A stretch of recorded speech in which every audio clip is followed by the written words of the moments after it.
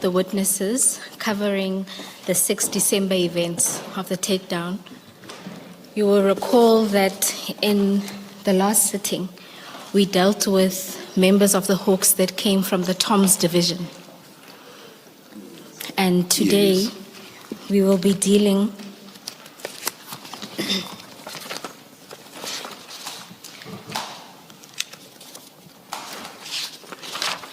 with 3 members from the Hawks, but the division's Serious Organized Crime Investigation Unit. Do we still want to hear anything about what all these officers want to say? Isn't the only person we should hear from really General Libya now? Have we not heard enough from all the other officers? Chair, the testimony before the commission was that there were 2 units of the Hawks that came to the scene. The series of witnesses that we previously dealt with only came from the 1 unit. Yes. And you will recall that there was difficulty identifying the other unit and finding those members, as well as identifying where the instruction to send those members to the scene came from. So these witnesses will deal with that instruction. It's basically to clarify who was who. Who was who and who sent them. All right. From their division to the scene. All right. But as I say, I hope at some stage we will hear from General Libya, because I think that's where all of this comes from. Chair, not to preempt the witnesses' testimony, but once they are done, then all fingers will point in one direction, and then we will conclude the section with that individual. Thank you, Ms. Bowe. Chair, the first witness in this series of witnesses is Captain Norki, and he's ready to take the oath. Thank you. Good morning, Captain. Please, your mic. I think even this very important but brief issue should be on record. Good morning, Captain. Good morning, Commissioners. Thank you. Please place your full names on record. Dale Christian Norkia. Thank you. Do you swear that the evidence you are going to give is the truth, the whole truth, nothing but the truth? If so, please raise your right hand and say, "So help me God." So help me God. Thank you, Captain. Chair, Commissioners, the statement of Captain Norkia is under tab 7 of the files in front of you. And Captain, can I confirm that you have a file in front of you with 3 tabs marked 7, 8, and 9, and your statement being under tab 7? That's correct, Commissioners.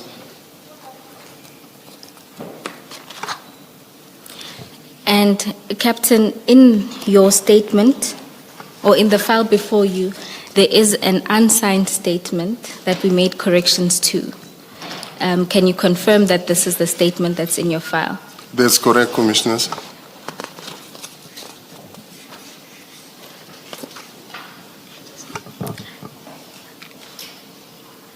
And can you confirm that this is the statement you prepared for purposes of giving testimony before this commission? That's correct, Commissioners. Thank you. Captain, can you go to paragraph 2 of your statement where you deal with your background? Can you briefly summarize your background for the commissioners? That's correct, Commissioners. I started my career in the police in 1987, underwent my training at Bishop Lavis College in Cape Town. Upon that same year, in December, I was attached to Crime Intelligence Soweto as a constable.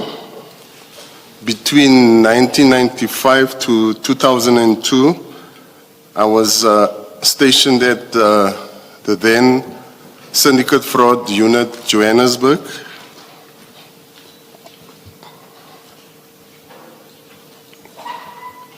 Should I proceed? And yes, please. And more recently, or after 2002, where were you stationed? From 2002 until 2007, I was stationed at the Sun-Up at OR Tambo Airport. From 2007, I was attached to the Serious Organized Crime Investigation Unit at DPCI. And this is the current division Yeah, you're attached to? I'm currently at the Joburg office. Thank you, Captain. Can we then go to the events of the 6th of December? You described getting a call from your commander, Colonel Matlole. Can you explain what happened? Yes, on the 6th of December, which was on a Friday at around about 16:24, I received a call on my cell phone from Lieutenant Colonel Matlole from our office, whereby we had to attend to a follow-up information in regard to people impersonating themselves as Hawks members. And once she had given you that information, what other information was provided to you regarding this? The address was given to us, which was number 137 Empire. Oh, that's not necessary, Captain. We don't need to disclose the address. And did she explain where this information came from? Yeah, she explained to me that the information comes from Colonel Serfontaine, our commander. Thank you, Captain. And once you then had the address at your disposal, what did you then do with your team members? I informed my team members who were with me at that stage around the Bruma area, and we immediately proceeded to the address to go and verify the information that was given to us. And Captain, is there a reason that for this exercise to verify whether there were people at that Hawks members impersonating themselves there, that you would send yourself and 4 other team members? Is there a reason for this? The reason was basically just to go and verify the information. And for a verification exercise, was it necessary to send 5 individuals? That's correct, because we were a team there, and it would be more sufficient to have so many members there. And you then proceeded. How many vehicles did you use to go to the address? We proceeded to the address with 2 vehicles,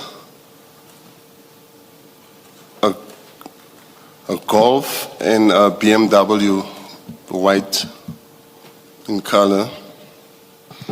And when you then arrived at the address, what transpired? Upon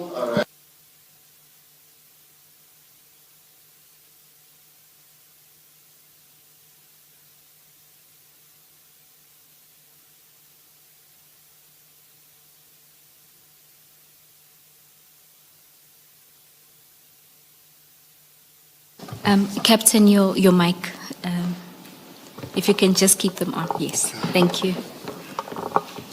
we immediately noticed that it was a police operation in progress. You first mentioned the time of your arrival. Please repeat that. Yes, Commissioners.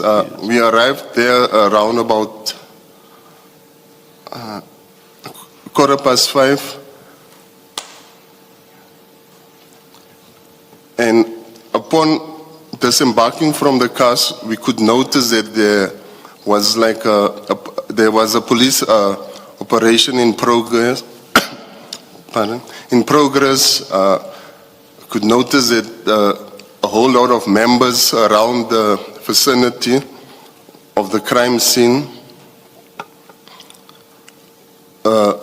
police members clad in balaclavas and with rifles and sidearms.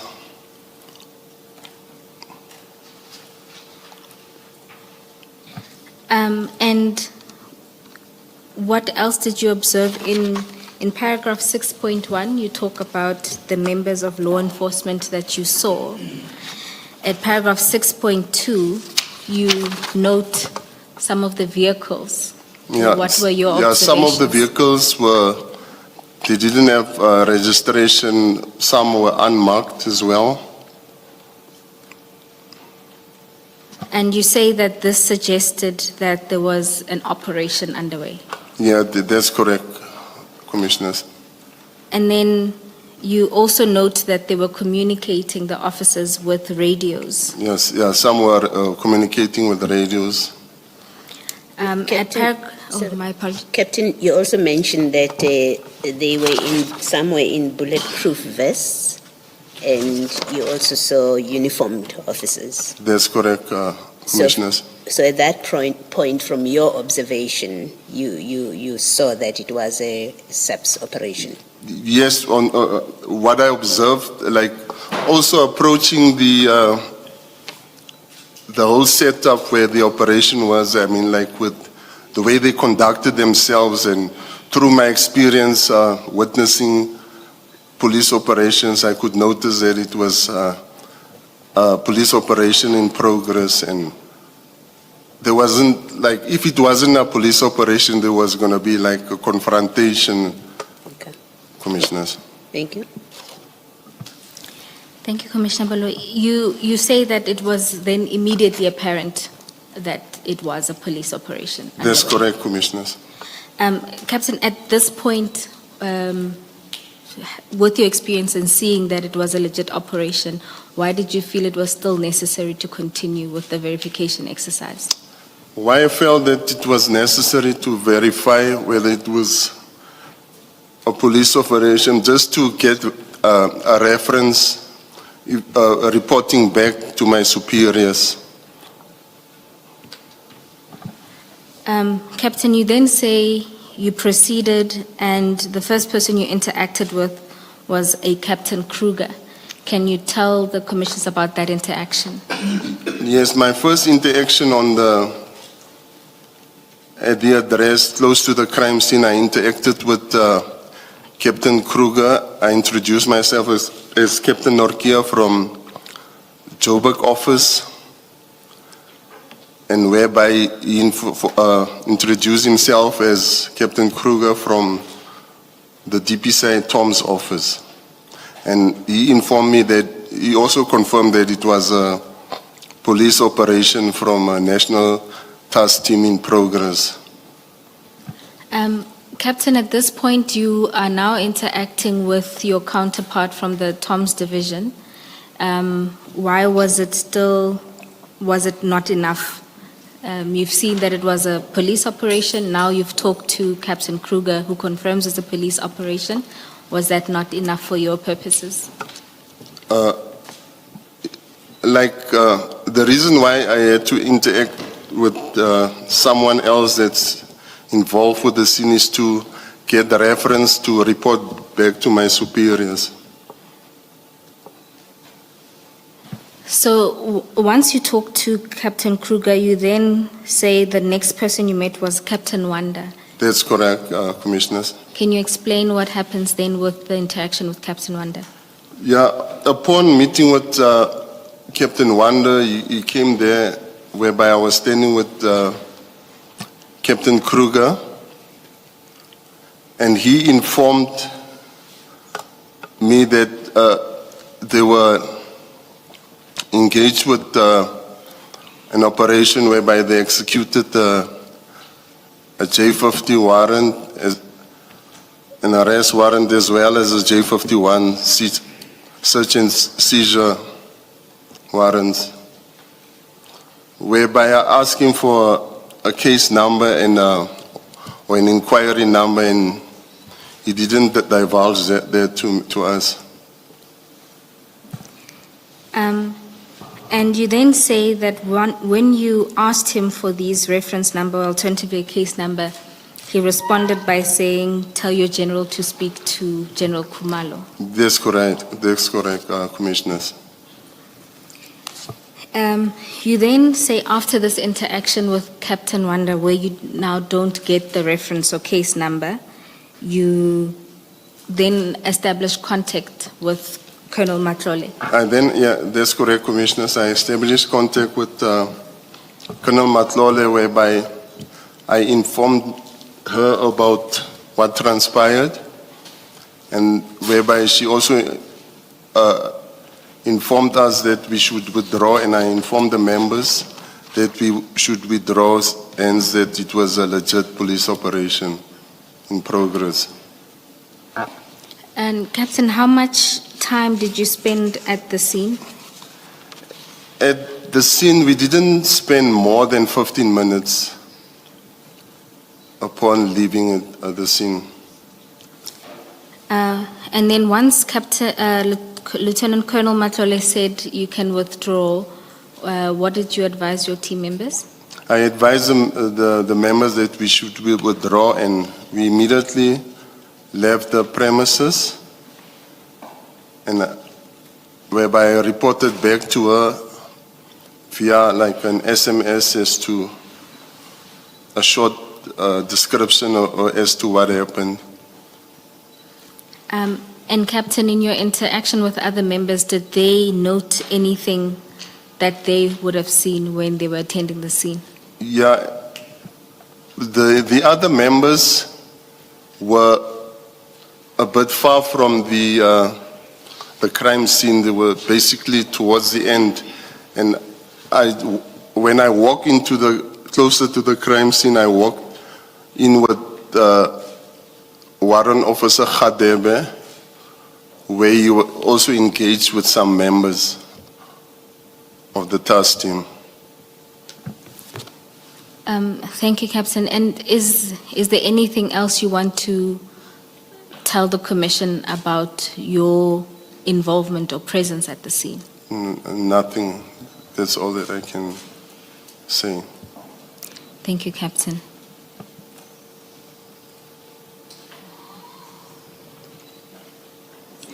Captain, was this the first time, or do you have other experience where you've been instructed by your superiors to go and attend to a scene because of supposed information that someone is pretending to be a police officer? Is this something common and that you have experienced? No, this was basically the first time, Commissioners. All right, thank you.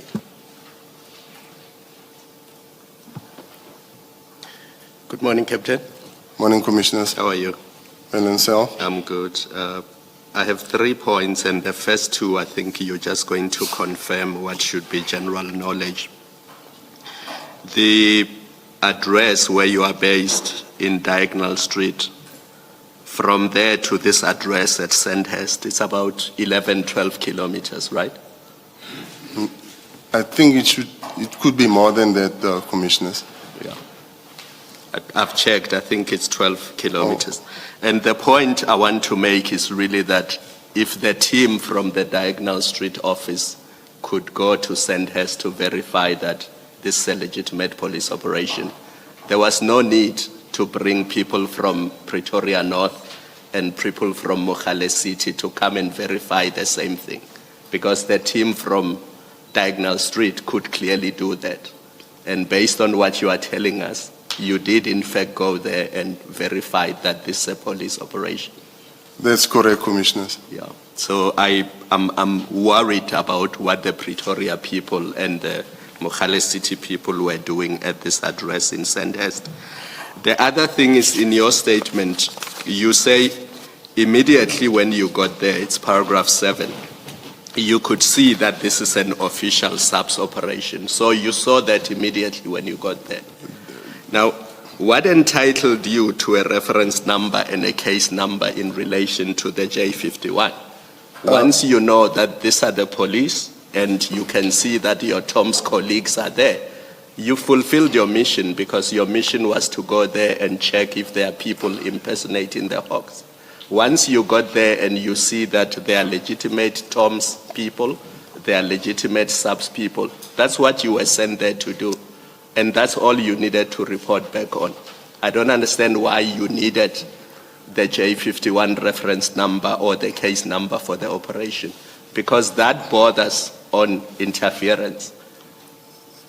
Yes, Commissioners, can I just explain why I needed the reference number?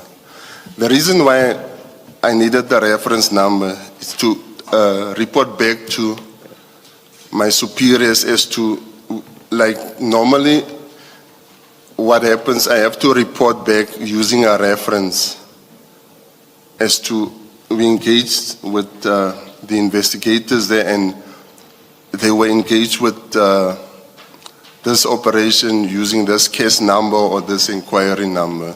It was for our own reference as well.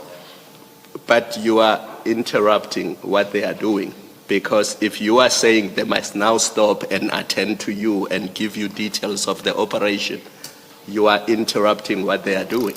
That's my problem. Commissioners, we were not interrupting with them because they came to us.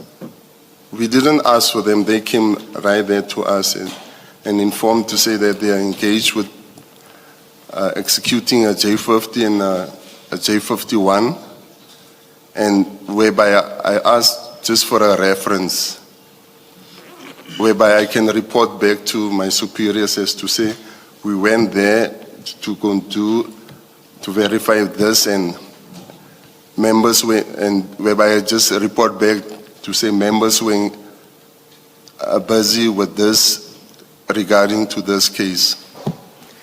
I don't think you needed a reference number for that. And you could still report despite the fact that you were not given a reference number. But it's a reference that would be needed from our office. Did you get it eventually, the reference? I didn't get the reference number because Captain Wanda informed us to say that he wouldn't divulge any much more in regard to the case. It's just what they were busy with, executing the J50 and J51 warrants. So my point is you could still report to your superiors without the reference number because that was not necessary. I could, that's why I reported it without the reference number with the commissioners. Thank you. Captain, what did Colonel Matlolo say to you when he gave you the instruction? That we should proceed to the address and to go and verify whether, because there's information that there's members, to verify whether it's that there are members impersonating themselves as Hawks members. And you say upon receiving that instruction, you immediately said to your team that you were with, let's proceed to that address. Yeah, I spoke to the team and then we proceeded to the address. And when you got there, you parked your vehicles and you proceeded, you in particular, with Warrant of Sakadebe, you proceeded to the gate. That's correct, Commissioners. Was there any discussion amongst your team, you and your team, what you're going to do when you get there? Yeah, upon receiving the information, I informed them the discussion was about to go and verify whether there were genuine Hawks people there. Yes. You didn't know what you were going to find there. You were just told there are people that are impersonating. That's correct, Commissioners. The Hawks. And That's you correct, just Commissioners. proceeded, parked your vehicles and proceeded to the gate. That's correct, Commissioner. Without any plan of what we do if we find indeed these are impersonators. No, the plan was there. We were going to act if we saw that it was an illegitimate operation. What was the plan?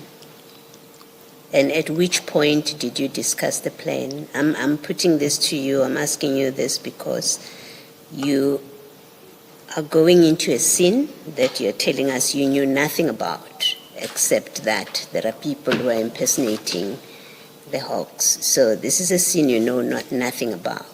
That's correct, At Commissioner. which point do you discuss a plan about how you're going to approach this, which you don't know anything about? Hence that we were not going to rush into the scene as to just blindfoldly.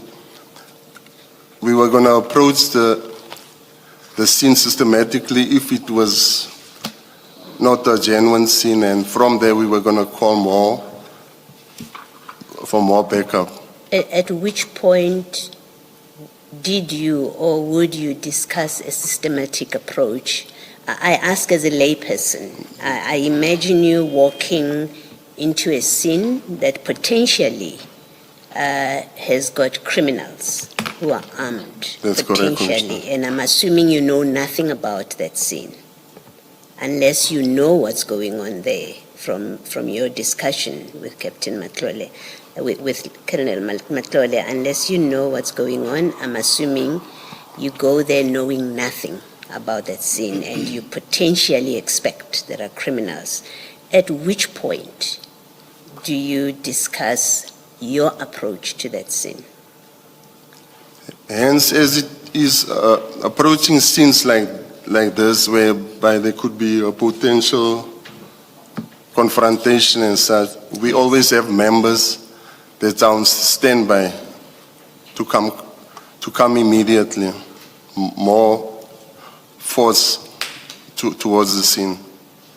And you would have, summoned them once you meet resistance? That's correct, So Commissioner. effectively, what you're saying to us is you walked into an unknown scene without a plan at that point, and you walked straight up to the gate. No, it's not that we walk straight up to the gate. Yes. What we observed from a distance, we could see that it was a police operation in progress, Commissioners. Okay, so even before you got to the gate, you were satisfied this looks like a legitimate police operation? That's correct, Commissioners. Okay, thank you. Thank you, Chair. Chair, one more question. Captain, if I can refer you to tab 9 of the file in front of you, you'll see there's a sticker, of course, marked EAK1. It's the last document in the file. Can you see that? Just repeat that again. In tab 9 of the file, the yellow tab, you'll see there's a yellow sticker that's marked EAK1. Yes. And it looks like a screenshot or picture of a conversation. At the top, it says EAK1, Colonel Serfontaine. Yes, I see it. And that is a incident report That's that correct. was sent to Colonel Serfontaine. Have you seen that incident report before? Yes, I've seen it before. And is this an account of what happened? That's correct, Commissioners. Now, if you go to number 2 of that incident report, it says they informed us that they executed a J50 and J51 warrants, and they didn't want to show us J50 and J51. That's correct, Commissioners. Following on Commissioner Kumalo's question, did you ask to see those J50 and J51 warrants? No, I did not want to see them or ask for them, Commissioners. So is that not an accurate reflection then of the incident report? Just a rephrase? Is point 2 accurate, an accurate description of what transpired? That's correct, Commissioners. But you note... before you say it's incorrect, were you at the same place all the time whilst you were at the premises Weren't some of you here, others there, and so on? Yeah, I was in a radius of 10 meters whilst I was there, Commissioners. And were you the only one that spoke to the police that you found there? It was myself and Warrant Officer Khadebe. Like, as we were, I was... Of your group? That's correct, Of Commissioner. your group, were you the only one that spoke to the police that you found at the It was me and Warrant Officer Khadebe. All right, thank you. And Captain, do you know if Warrant Officer Khadebe requested to see the J50 and 51 warrants? No, because I was the only one talking to one of the investigators. Oh, so you were the only one Yes, talking. That's correct, Commissioners. I suppose the only issue is that from point 2, it looks or suggests that a request was made to see the J50 and 51, and that request was then denied. No, we did not want to see any of the warrants. Right. Thank you, Captain. Can I just check? Captain, this document, you were asked if you've seen it before, this very one that you're looking at. What Yes, does it ma'am. mean? What does that answer mean? Did you prepare this or was it forwarded to you? This document, as I mentioned early on, I gave a short report to Colonel Matlole, whereby she sent in a full report. Okay. Upon being in contact with me, she verified whatever is in this document in front of me, whether that what transpired there, then which I said yes. Okay, so you didn't prepare this? No, this I didn't WhatsApp prepare. message? She wrote it and confirmed to me that is that the document. Okay, can I just confirm this with you? In that item 5, it says their vehicle were not having registration plates on. That from your statement, doesn't seem to be an accurate reflection of the vehicles that were there. I think in your statement you say some vehicles. That's correct, Okay, Commissioner. so to the extent that this represents, this number 5, may represent that all the vehicles of the people that were running the operation. No, did it's not all the have- vehicles, That's not Commissioner. correct. All right. Thank you. Thank you, Ms. Bell. Thank you, Captain. Commissioners, we don't have any further questions for this witness. Thank you, Ms. Powe. Thank you, Commissioner. Thank you very much, Captain Norkie. Thank you, Commissioner. Thank you. Thank you, Chair. Chair, we request a 10-minute adjournment to get the next witness set up, but there is a request from the witness for his face not to be shown because he is a field officer who undertakes and participates in undercover operations, and his concern is that by disclosing his face, he will be compromising some of those ongoing investigations and may also compromise his further participation in undercover operations. He has only made us aware of that request now. He says he had made it previously to the investigating team, but the evidence-leading team only became aware of it shortly before we started this morning. We don't think that it's an inappropriate request given the nature of his work, but of course we're in the chair's hands as to whether he will allow it. It's not necessarily a safety issue, but it is an operations issue given the nature of his work, that showing his face will expose him insofar as he's participating in those kind of operations. So in practical terms, then, will he be in the witness stand? And if so, how do we not see his face? Chair, the proposal is that he gives his evidence from somewhere else within the building via virtual platform, which has already been arranged in anticipation that Chair may approve the request for his face not to be shown.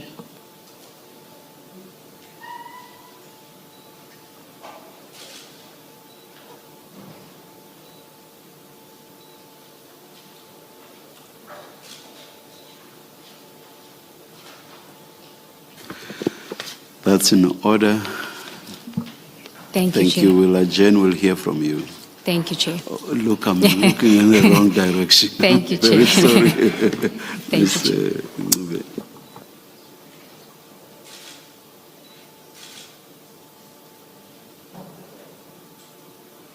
And what happens, I don't know which way to look, what happens with regard to the third witness? Chair, the third witness is Major General Kadwa. He is available today, but only at 2 o'clock. And so we would ask when we're done with this witness for an adjournment. Alternatively, Where is the general? Where is the general? he indicated to us that he's tied up in meetings all day today and would only be available from 2 o'clock.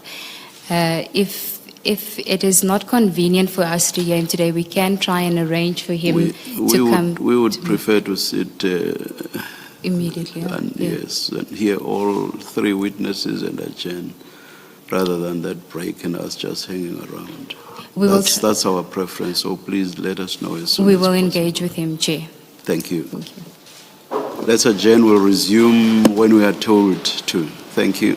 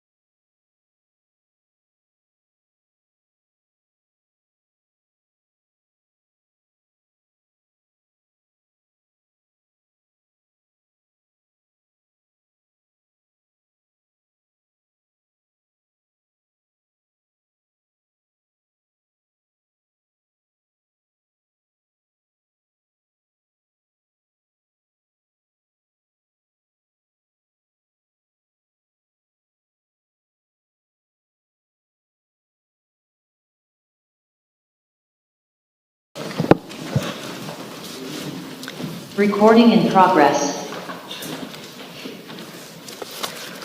Thank you, Chair. The next witness is Warrant Officer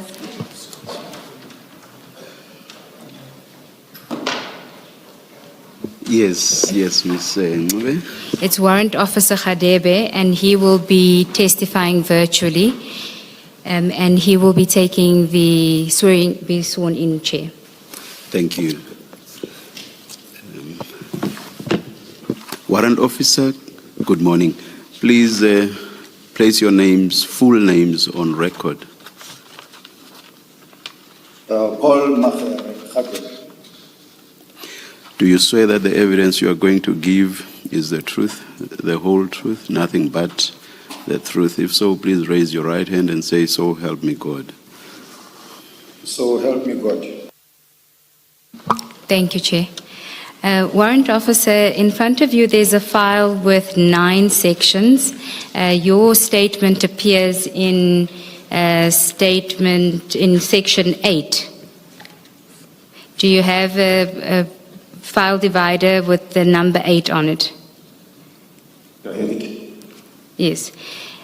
And there's a statement there from page 1 to 4.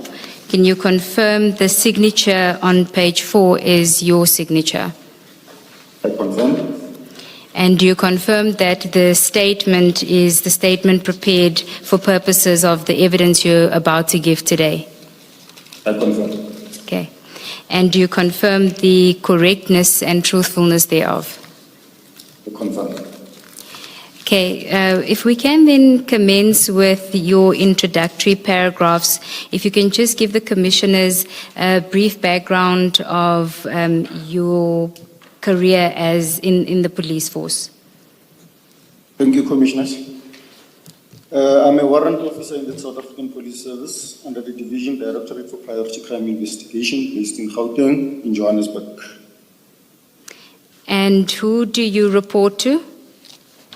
My commander is Lieutenant Colonel Matlole. And that's within the Serious Organized Crime Investigation Unit. Correct, Commissioners. And can you tell us what it is that you do within that unit? I deal with serious and violent crimes. I do investigation. I'm a detective. Okay, and you obviously here to give evidence about the events of the 6th of December 2024 and your involvement therein. Can you tell us what transpired on that day?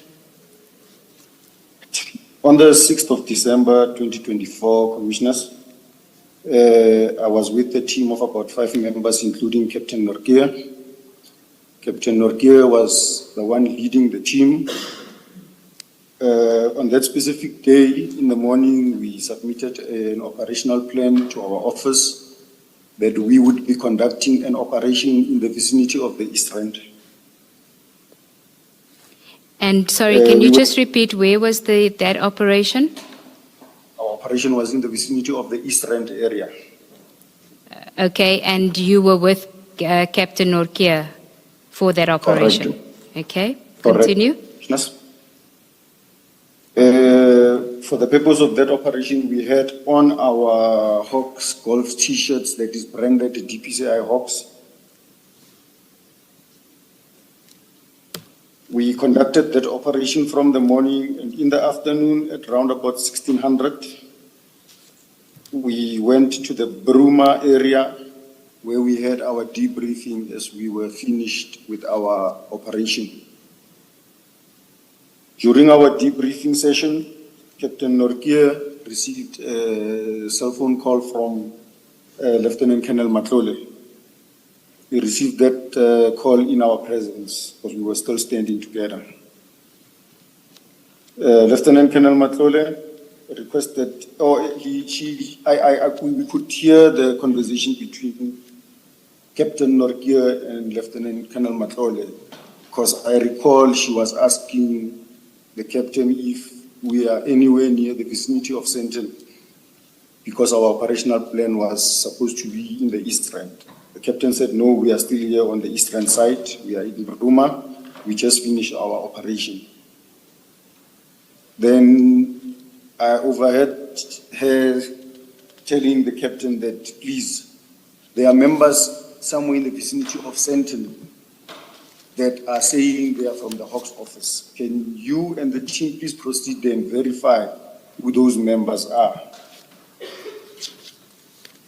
And She said she didn't have. sorry, Warrant Officer, and by the team, did the Colonel know that you were with Captain Norkia and the other officers at the time?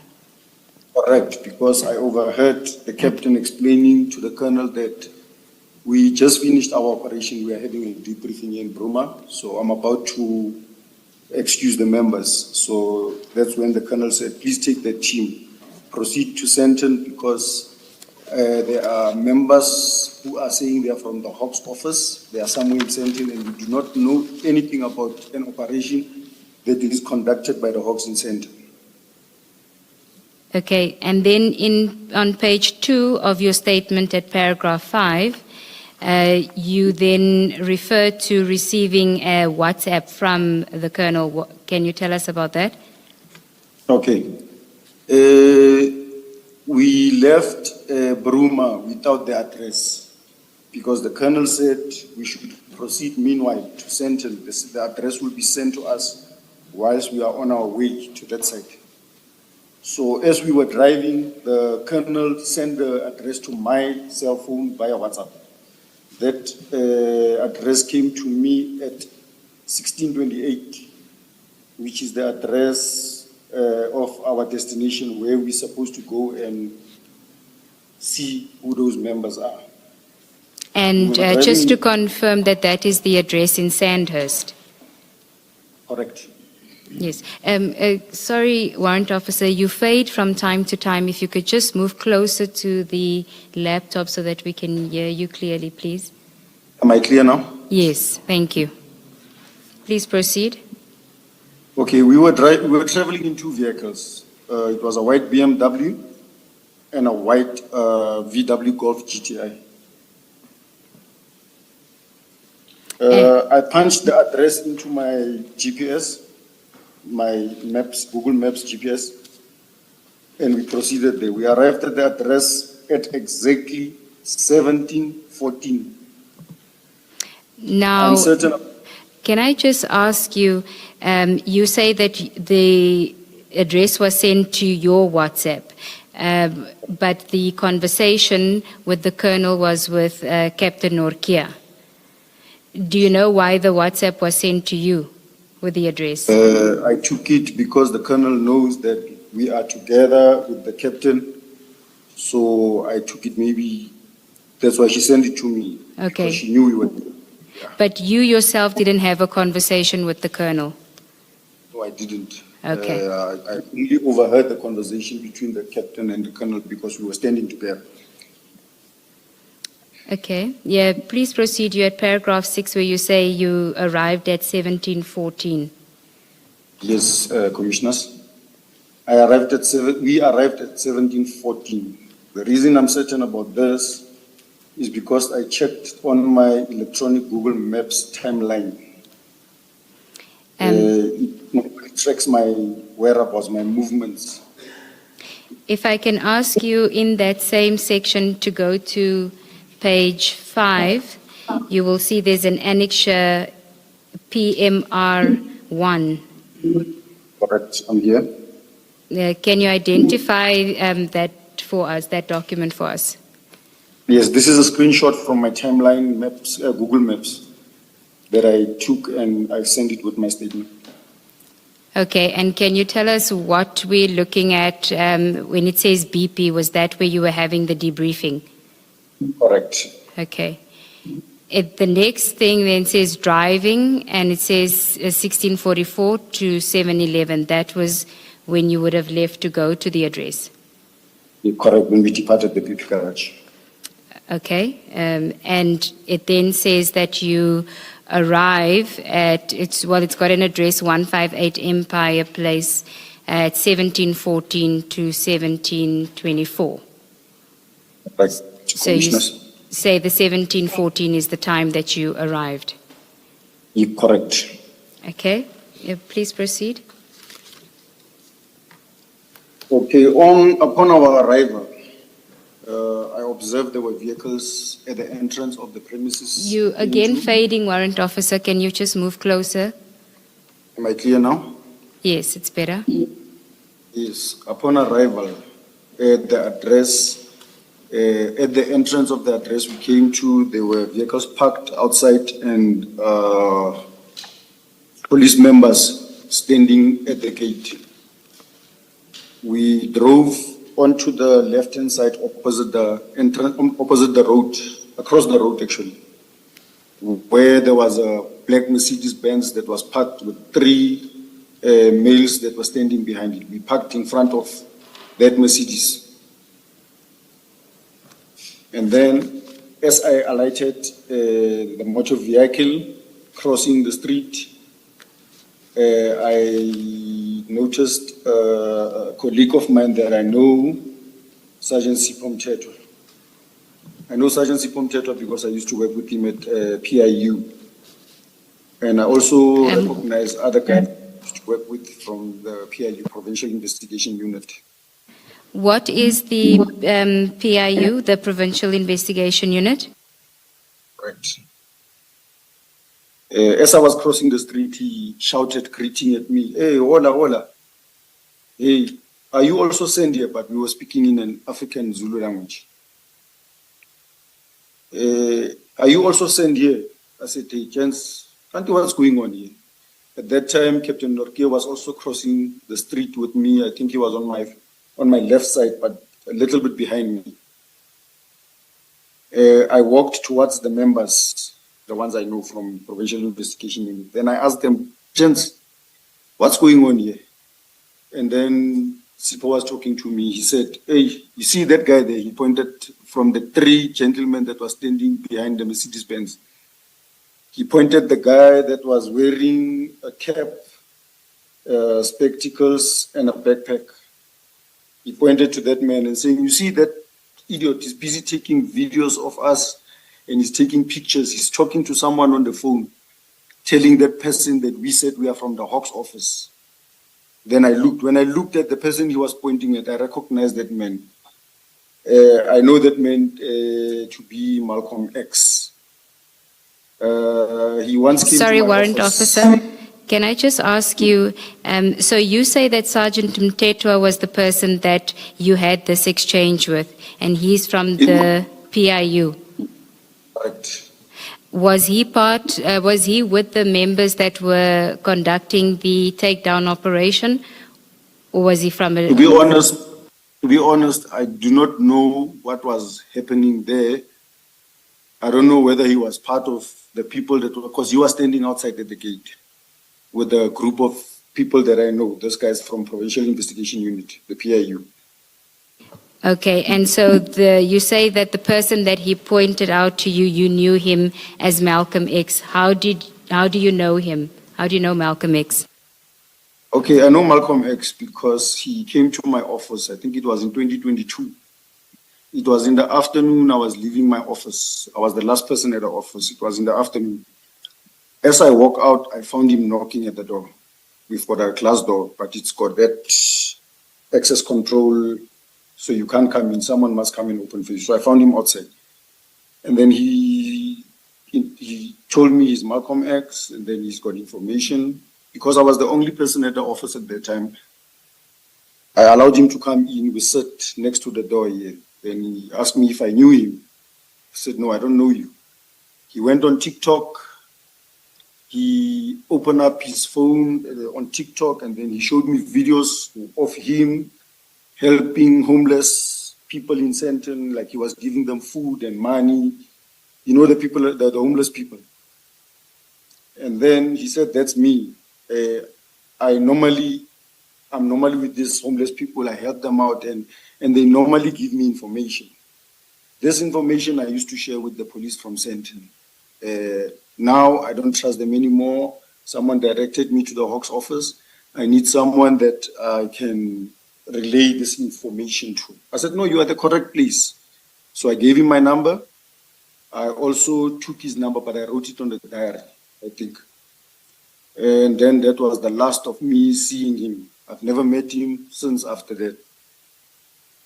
And then next to him, there was an African male, a short African male. I don't know him. I've never met him before. And then the third person that was standing with them, I recognize him also. That is Advocate Tammy Hadebe. The reason I know Advocate Tammy Hadebe is representing suspects in the South Gauteng High Court in a case that I am investigating. Can I proceed? Yes, please proceed. Okay. While I was talking to Sipho Mthethwa and these colleagues of his that are with him, I then asked them, is there any members from the Hawks here? Then they pointed me at Captain Kruger, whom I only knew his name later. At that time when they pointed him, I didn't know him, who he is. And when I turned and looked at him, he was standing with Captain Norkir. Can I just ask you, Warrant Officer, why did you ask if there were any members of the Hawks on the scene? All right. Because the instruction was very clear to find out if there's any members of the Hawks that are conducting an operation at Sentin. Okay, please proceed. All right. After that, I saw Captain Norke also talking to another guy. I don't know who he is. And then shortly after that, we didn't even spend time there. Captain Norke said, guys, no, we are done. We can now go back. And then we got into our cars and then we drove back to BP Garage where we had our debriefing. And do you recall what time did you leave the scene? Okay, if we go back to my timeline, it was at 17:24. We arrived at 17:14 and we left at 17:24. We hardly stayed there 10 minutes. I think it was 10 minutes if I calculated properly. And you say after that you went back to the BP garage? Correct. And when we left the place, when we were walking to our cars, I could see Captain Kruger also walking towards the car that was parked across the street. So I take it he was also leaving that time. Do you know whether there was any report that was compiled or filed regarding this incident by the Hawks? Okay, in our normal duties, for every task we are given, we must send back a proper full report back to the commander.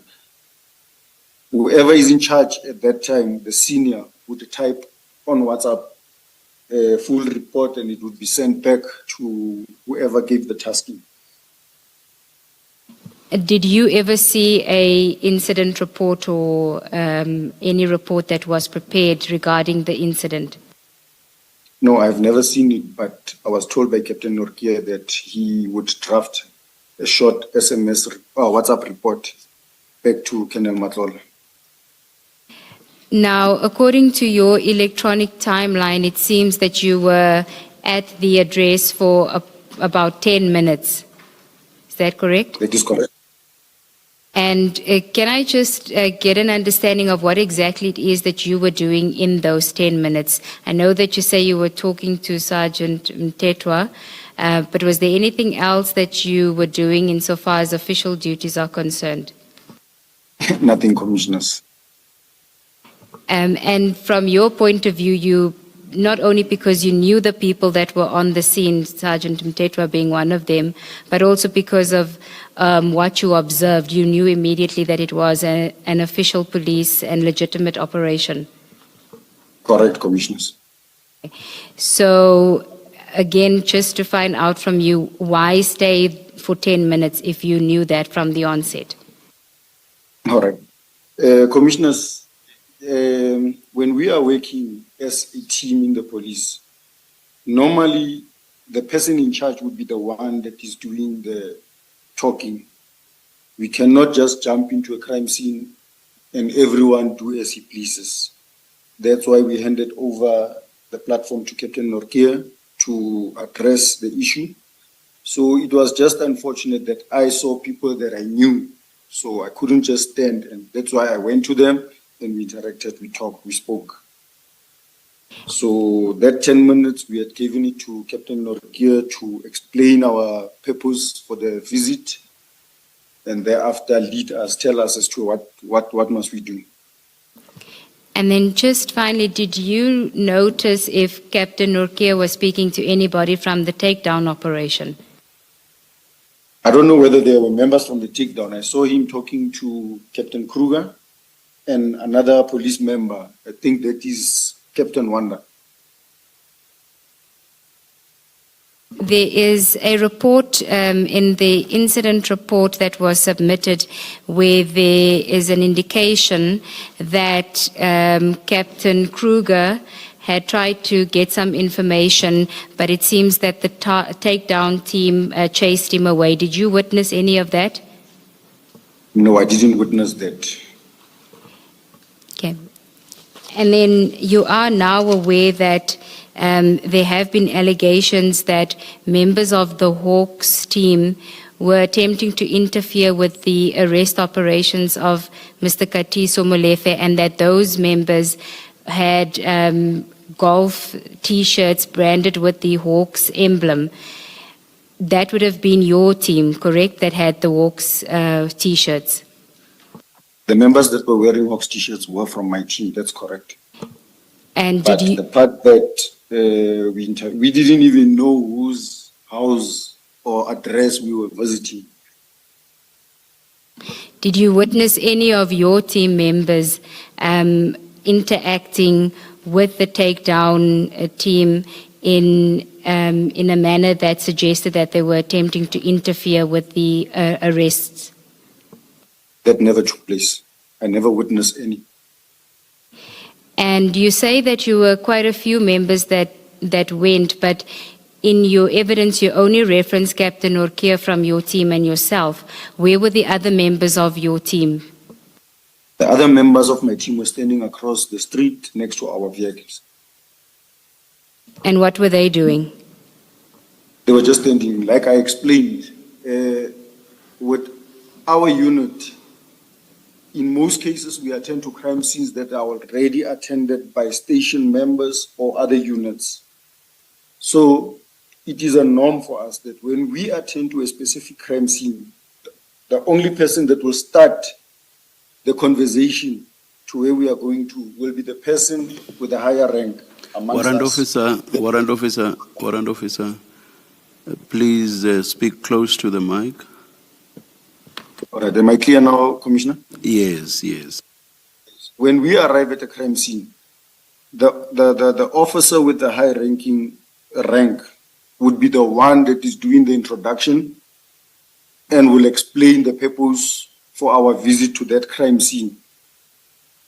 Then only in a case where the scene must be handed over to us, there will be a walkthrough first, and then the scene would be properly handed over back to us. So that is why even when we got to that scene, we didn't see any danger. That is why we allowed Captain Norgia to be the one going to do the introduction and explain the purpose for our visit there.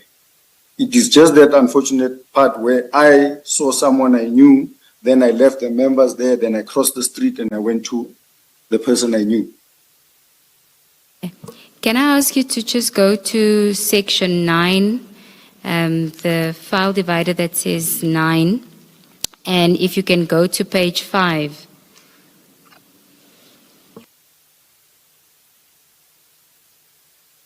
It is Annexure EAK1. Do you have it? Yes, I have it.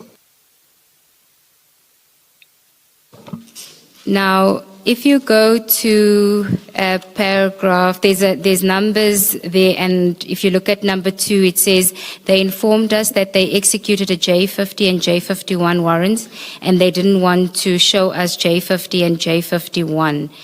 In your statement, you say that you didn't ask for any details of the operation because it was none of your business. Now, it seems here that somebody from your team did ask for these details, or it suggests that somebody did ask for these details. Do you consider that to have been some form of interference by a team member if they were asking for that information which you consider to be none of your business?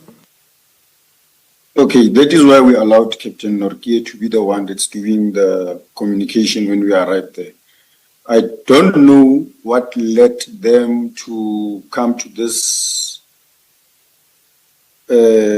asking of J50s and J51s, because our instructions was that to find out if really there's members from the Hawks that are at Sentin that are conducting an operation, because the officers have no clue of such operation.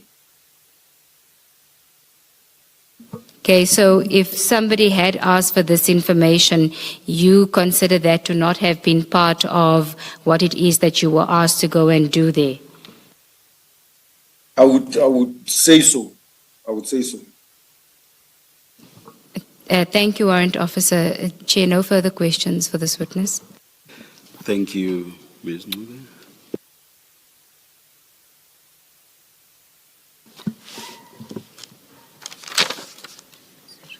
Warrant Officer Hadebe, in your statement at paragraph 8, where you mention Sergeant Mtetwa, if you go after where you say how he greeted you and this is how you're commonly known, you then say, when I approached him, he asked me, did they also send you? You see where I'm reading? I can see, Commissioner. Yes. They in that sentence, did they also send you? Did he say who is the they he was referring to? Commissioner, he did not say, but that was his exact words to me. Yes. If I can put it in Zulu, I think it would make more sense. Okay. Operation. I see. And the rest of that sentence, you asked him what was happening. He pointed to the three gentlemen behind the Mercedes-Benz. Standing on its own, he pointed to the three gentlemen behind the Mercedes-Benz after you asked him what was happening. It really doesn't mean, it doesn't make sense as it stands there. Do you care to explain more? Yes, Commissioner. I will also explain it in Zulu because he spoke to me in Zulu. Tileslima lesama prelis. Lo faki school pack lo uphiza usithatha ama video usithatha ithombe ya uthi angazi ukukhuluma nobani efonini utshela lo muntu ukuthi thina sithe siphuma kuma Hawks. Does it make sense, Commissioner? How I came to knowing who is he talking about? Repeat what you said, Warrant Officer.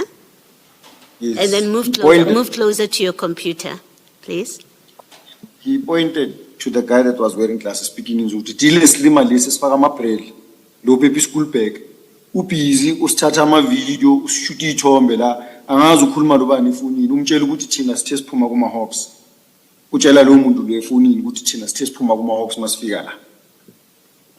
Okay.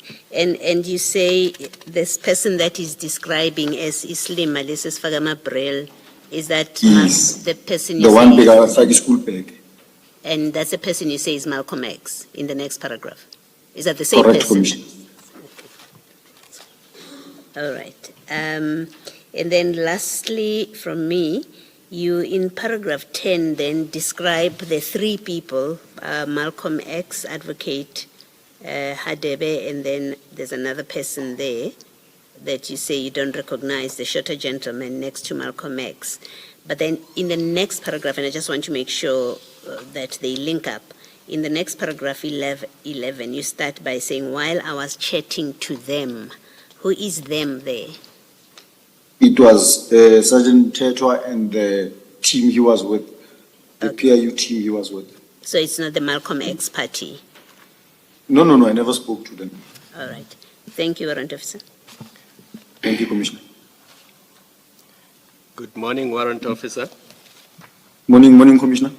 I don't think you can see me. I don't know what's wrong with my video. I just need you to confirm two things for me. One is in paragraph 12 of your statement that you were not on the scene for more than 10 minutes. So you confirm that what you were sent to the Bryanston house, sorry, it's not Bryanston, what you were sent to the Sandhurst house to do, you could do that in 10 minutes, right? Because of the nature of like how I found the place to be. Like I found people I knew that they were police officers. Yes. So I'm still uneasy about why the other Hawks members were there for 50 to 60 minutes, because it's quite clear that what the Hawks were sent there to do, and your team actually confirms this, you could do that in 10 minutes and leave the scene. They didn't have to be there for 50 to 60 minutes. But I just need you to read paragraph 14 of your statement into the record. I'm more interested in the third sentence, but just read all of it into the record, please. There was no reason for me to interfere with anyone's duties. As soon as we arrived on the scene, it was clear to us that it was a legitimate police operation. I interacted with the members that I knew. I did not ask them about the details of the operation. It was none of my business. Thank you.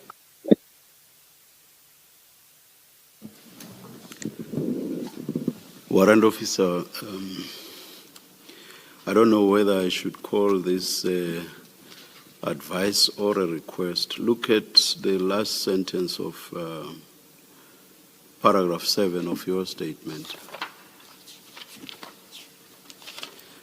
There you say, I also noticed 3 black males standing behind the black Mercedes-Benz.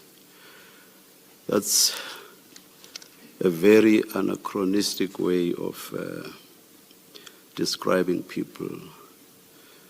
I'm sorry, Commissioner. I actually meant to say 3 African males.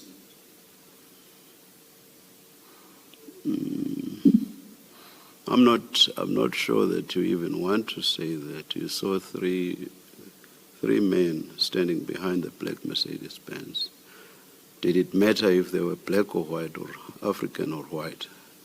Didn't matter. Race there is totally irrelevant.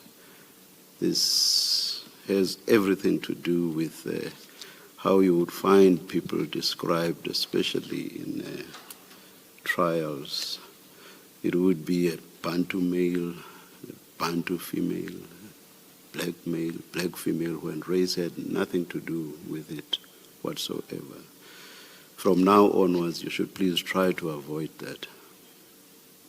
If race is irrelevant to what's spoken about, there's no need to specify it at all.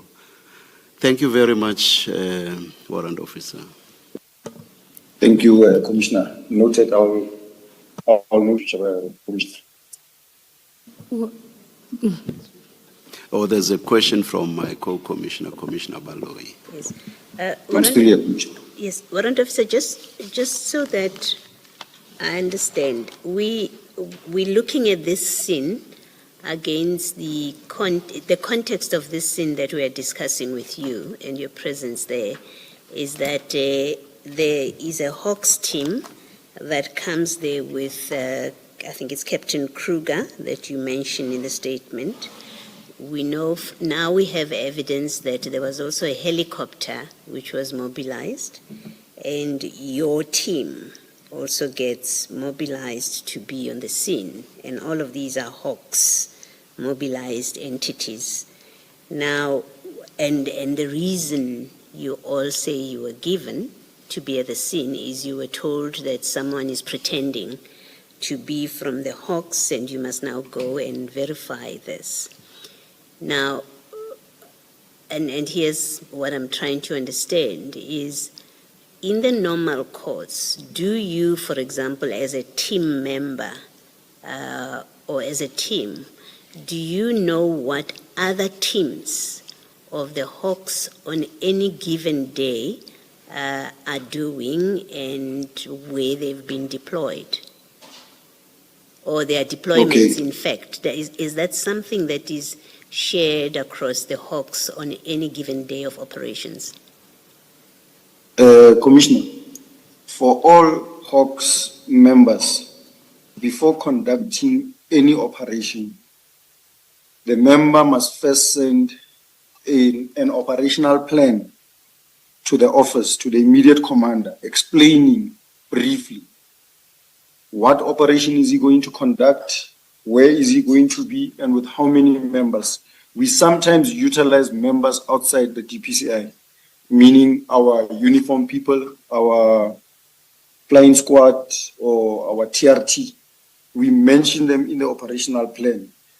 That operational plan is sent to our immediate commander. Our immediate commander will therefore send it to provincial. Provincial will therefore send it to head office.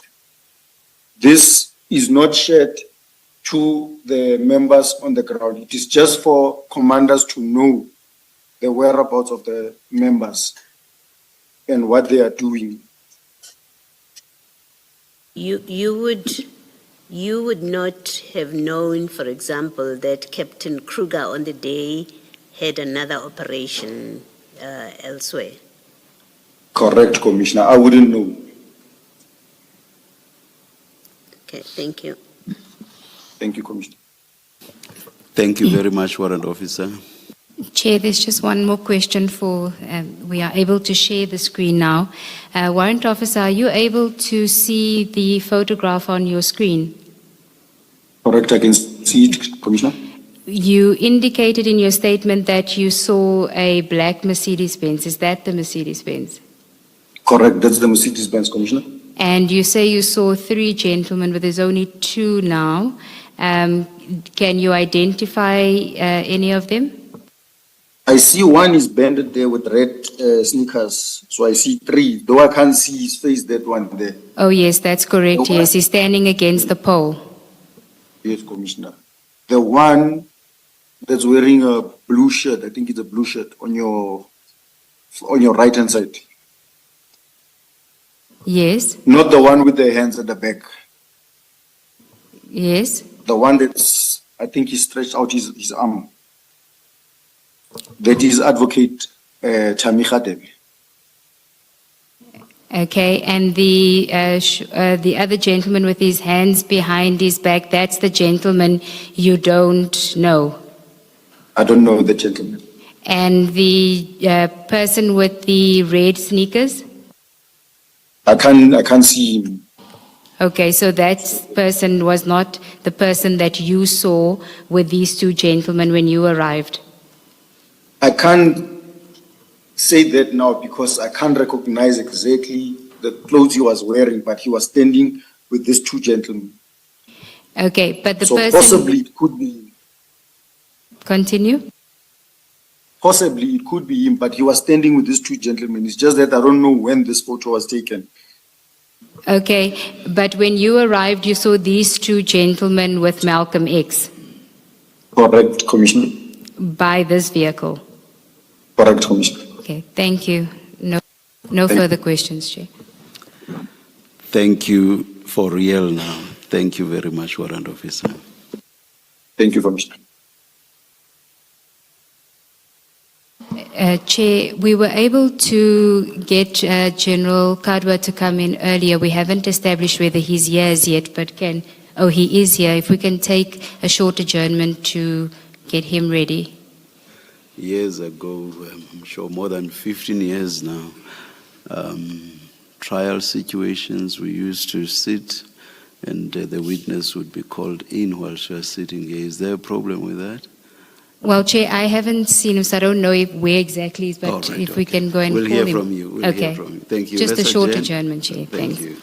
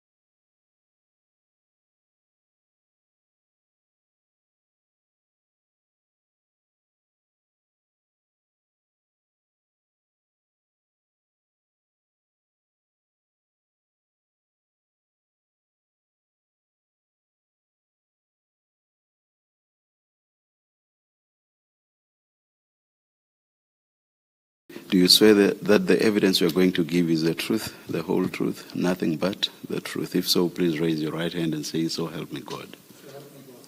Thank you.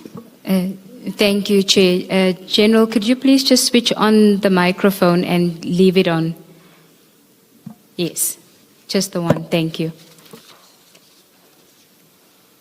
In front of you, you should have a file that has a section 9 at the end, a file divided with section 9.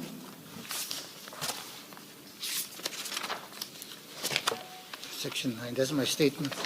Yes. It has your statement from page 1 to 4, and then on page 5 is an annexure EAK 1. It's an unsigned statement, and you'll sign it when you're done with your evidence, but do you confirm that this is your statement that has been prepared for purposes of you giving evidence today? Thank you, Commissioner. I do confirm that this is the statement. Do you confirm the correctness and truthfulness of the contents of the statement? Yes, I do, Commissioner.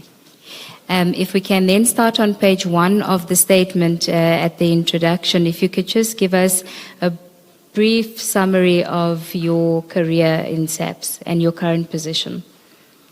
Thank you, Commissioner. I am a Major General in the South African Police Service and currently serving as the Provincial Head of the Directorate for Priority Crime Investigation in the Gauteng Province. And as it is obviously known, we are more commonly known as the Hawks.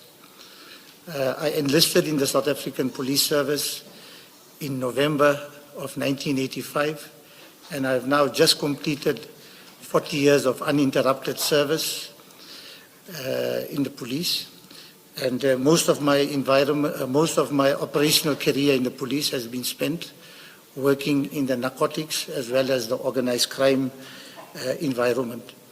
I have been in the Hawks since its inception, when we were officially established in July 2009. And in this current capacity as the provincial head of the Hawks, all the members in Gauteng province in the Hawks, regarding the operations that they are undertaking, as well as the personnel, I am directly responsible in terms of running those operations and accounting in that respect. There are 6 components that are within the Hawks in Gauteng that we are dealing with. If you want, I can name them. No, I don't think it's necessary for these purposes, but it may become necessary as to the team that had been sent out on the 6th of December, if you would then at that stage identify which component they fall under. Thank you, Commissioner. So then if we can then proceed to page 2 of your statement at paragraph 3, you of course know that you are here to speak about your participation or involvement in the events that transpired on the 6th of December 2024. If you could just take us through that, please. Thank you, Commissioner. So on the 6th of November, which was a Friday. December. I think November is now embedded in my head, sorry. Yeah, on Friday, the 6th of December 2024, at around 16 hours, I was on official duty and I was on my way to the Hawks National Excellence Awards, which was held here in Pretoria. At that stage, I received a telephone call from our former national head, General Lebia, who recently retired. And on this call, he inquired whether I was aware of any Hawks operation underway in Sandhurst, in Johannesburg. My immediate response to General Lebia was that I am not aware of any operation that is undertaken. Then General Lebia instructed me to verify whether any of our units were conducting such an operation in Sandhurst, and then he WhatsApped me the specific address, which was 137 Empire Place in Sandhurst. When I received this instruction and speaking to him, I literally understood it to mean that I should send our members to go and specifically verify if there are Hawks members operating on that particular address. I had no knowledge where General Labia got this information from. I just basically received whatever the information that would have come along, Commissioner. General, if I can just ask you at this stage, did you ask General Labia where he got the information from? Commissioner, I did not. I did not question the source of the information. Because he was calling as a national head, I accepted it that he's requiring myself to follow this up. Okay. Please proceed. I think we're now at paragraph 4. Yes. I then contacted Colonel Serfontein, who is a unit commander of Johannesburg Serious Organized Crime Investigation, to send members to verify if the Hawks were indeed conducting an investigation at this specific address, and I sent him the message via WhatsApp. So in terms of the Hawks in Gauteng, we basically mirrored according to the police districts that they are utilizing. So the Johannesburg unit will have the serious organized crime, the serious corruption and serious commercial crime that will be covering that jurisdiction. But when I called Colonel Serfontein, he also was not aware. And considering it's Friday afternoon, I basically took it upon myself to just ask him rather to, and he never know about the operation. And I basically instructed him to send members to go and verify if this was indeed a Hawks operation. And at this stage, were you still on your way to the awards when you had the conversation? Yes, I was still on my way to the awards. Okay. At paragraph 5, you may proceed. Okay. So as I was on my way to the awards, to the best of my recollection, I was not aware now of how many phone calls or whatever it is I would have had with Colonel Serfontein, because one would allow them time to go and get things done. But when I arrived at the Excellence Awards in the east of Pretoria, we basically would assemble as the senior management of the Hawks, together with the dignitaries that would have been invited to a VIP waiting room. And whilst I was there at the VIP waiting room, in engaging others, it is then that I also got an impression, because people were inquiring, General, you know about any operation that the Hawks is undertaking and that kind of things. So from there I could already see that others were already kind of picking up something. But I cannot remember the granular details, but I did remember that at some stage people were indicating that the Hawks were doing checks also in Johannesburg relating to this similar issue, if I can call it that way. So that is when I also learned that this thing. But as I said, I don't have the granular details of those discussions. It's people were talking in that this thing.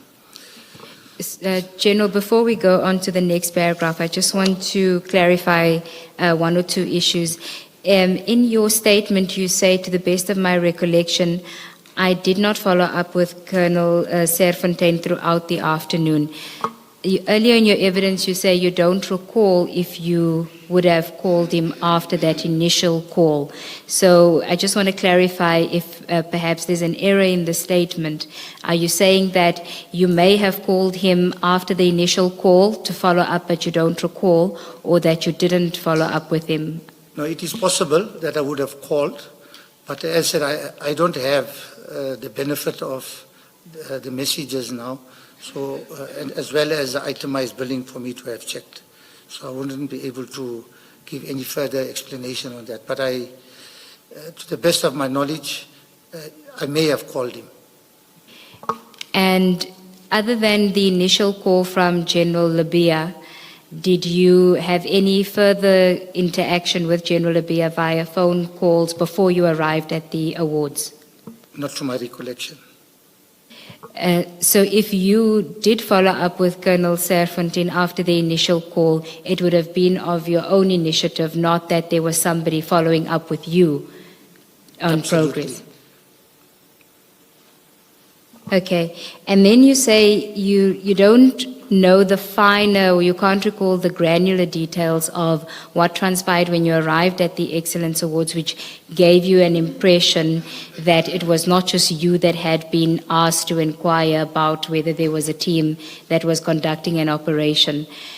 Do you know if there was if anyone mentioned or there was any indication that another unit within the Hawks had also been asked to go and check, not just whether they were having a conversation about if there is an operation, but whether there was actually an instruction given to another unit?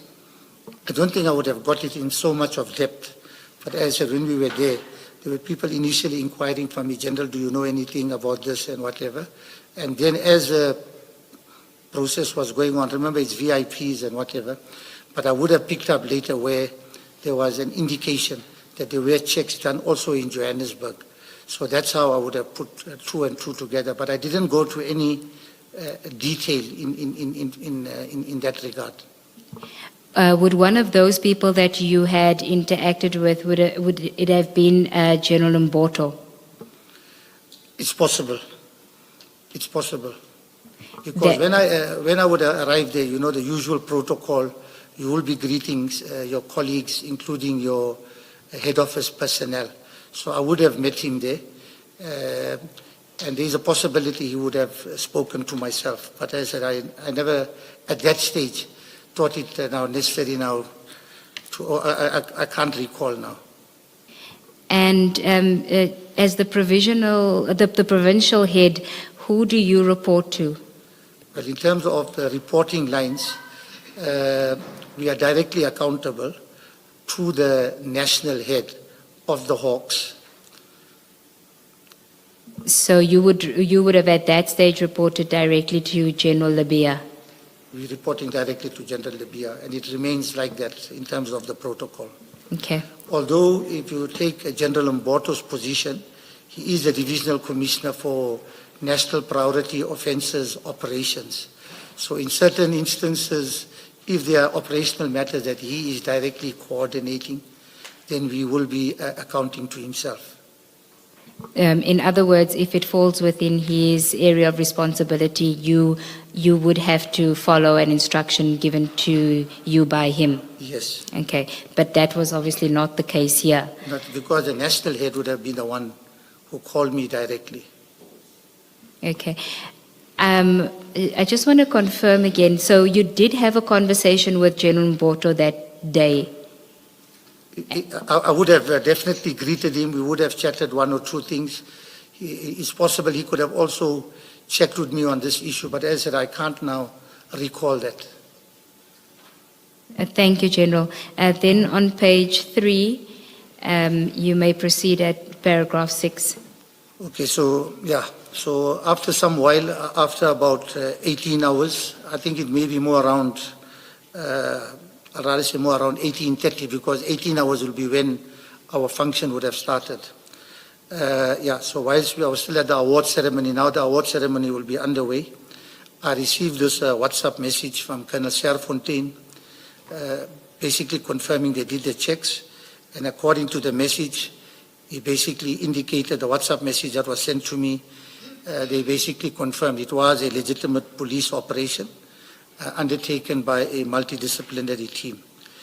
I no longer have that WhatsApp messages because I normally would clear my WhatsApp messages, and therefore, in order to be able to ensure that I be able to confirm what I would have provided to the national head as our final report for his listing, I would have consulted with Colonel Serfontein to obtain this specific final feedback message which we provided to the national head, which is attached as EAK1 here.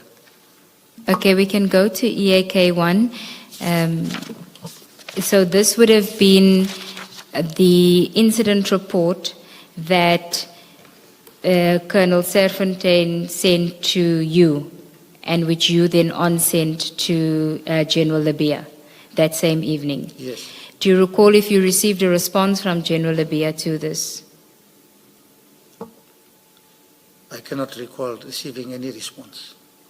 Okay, if we can then just deal with the response. Did you follow up with Colonel Serfontein telephonically regarding this report, or did you just accept it as the report and send it to General I Labia? basically accepted it as a report and forwarded it to the General Labia. Okay, and were you aware of the person the identity of the person who resided at the address that you had asked the team to go to? Absolutely not. Okay. If we can then deal with your paragraph 7, which is part of your conclusion. Okay, thank you, Commissioner. So, following evidence presented at this commission, I can confirm that member of the Hawks, I can confirm, okay, let me put it again. I have heard evidence presented before this commission that members of the Hawks were interfering with the arrest operation of Mr. Katiso Molefe on the 6th of December 2024. I'm not aware of these allegations of interference until I heard the evidence presented by witnesses before this commission. I personally had no intention to interfere in any legitimate police operation. My understanding is that the Gauteng Hawks who attended the scene on my instruction to Colonel Serfontein were not the first Hawks members, and that is also presented in that message of EAK1, to arrive and did not stay on the scene for more than 10 minutes. So the members of Johannesburg Serious Organized Crime, from my understanding, they remained for a brief period at this particular scene. I do not have details of what the team did when they arrived on the scene, other than what is contained in the feedback message. Having regard to the contents of the feedback WhatsApp message, I do not consider this to have been interference, especially given that the team indicated they were there only for 10 minutes. You may continue to paragraph 8.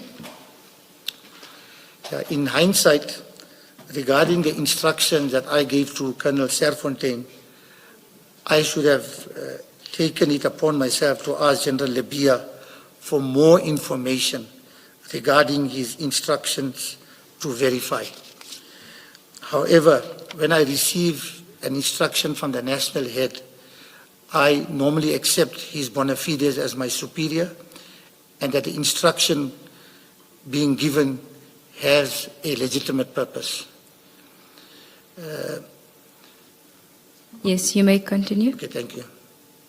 So had I been approached by a member of a lower rank or a member of the public directly, I would have adopted a different approach, where I would basically have done some due diligence in terms of obtaining the details of the person, why they are basically making these kind of claims, and then depending on the situation, depends who's calling.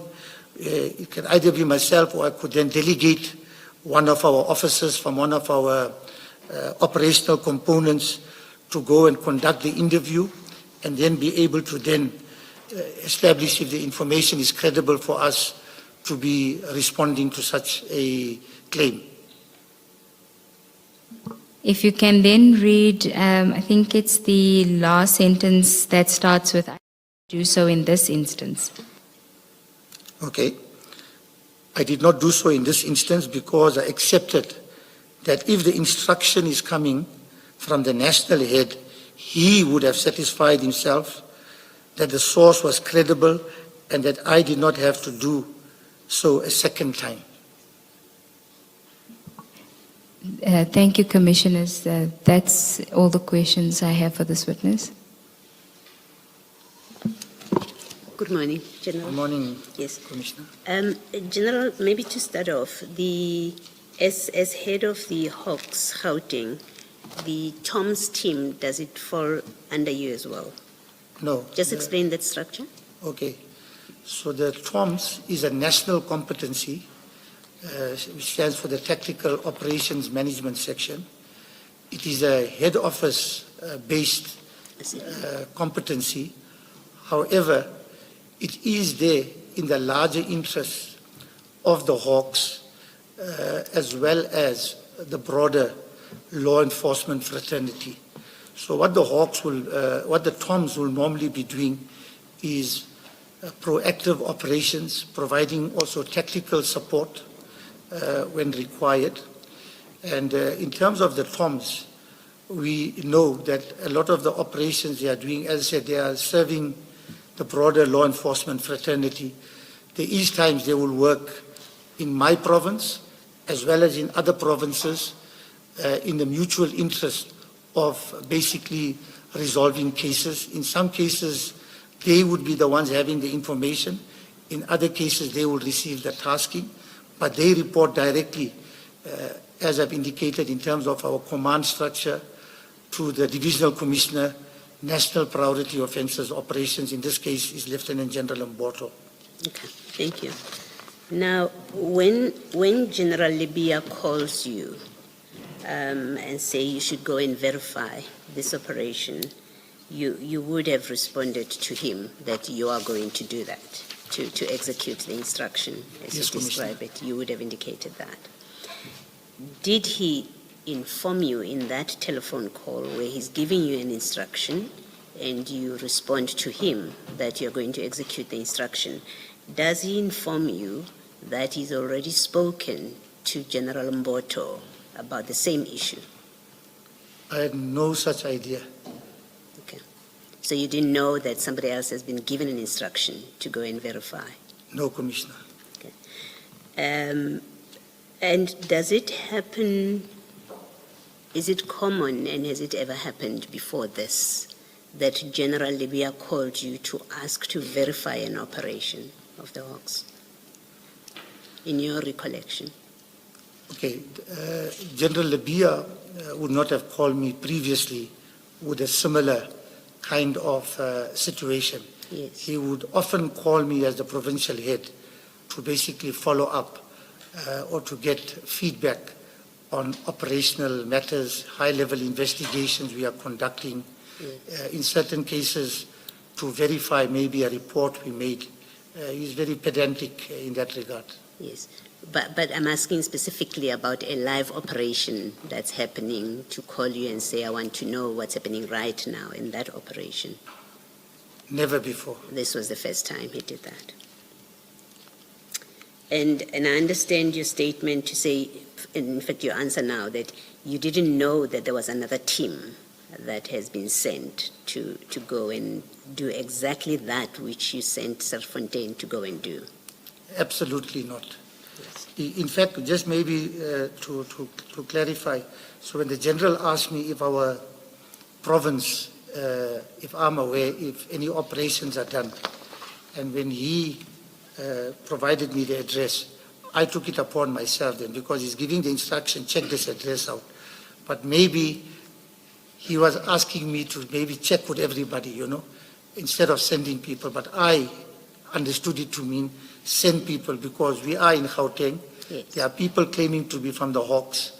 And in terms of our reputation and with the national head calling, it was going to be very important that we be able to do that. Yes, but the point that I was seeking to establish with you is that you didn't know that General Mboto was also looking at the very same issue that you been asked to look at. Not in this case, until I arrived at the venue, Yes. and then I got a sense there was another team that was there. Okay.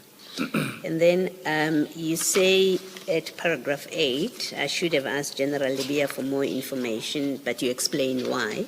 You say, when I receive an instruction from the national head, I accept the bona fides. I don't have any difficulty with that. And then in the next paragraph, you say, had I received this instruction from someone of a lower rank or a member of the public, I would have at the very least, asked for details of the person who had given the information, and I likely would have tasked an officer within my unit to interview the person to establish whether the information was credible. It is that last part. Is it fair to say you would expect, given what you say here, that you would expect that General Libya would have verified the credibility of that allegation that there are people pretending to be hawks in an operation? General Libya is an experienced Yes. police officer, experienced detective officer. Surely, if people would have called him, he would have had to do his due diligence. And it is on that basis that I've accepted this issue.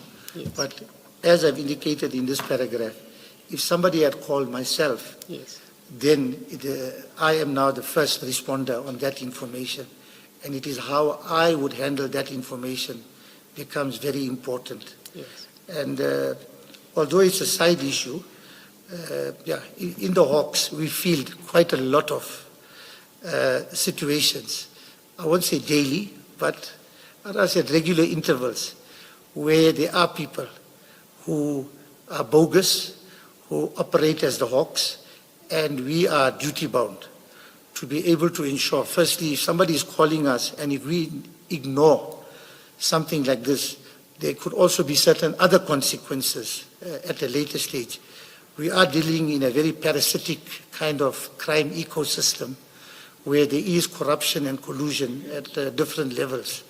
Even the prison walls are not safe.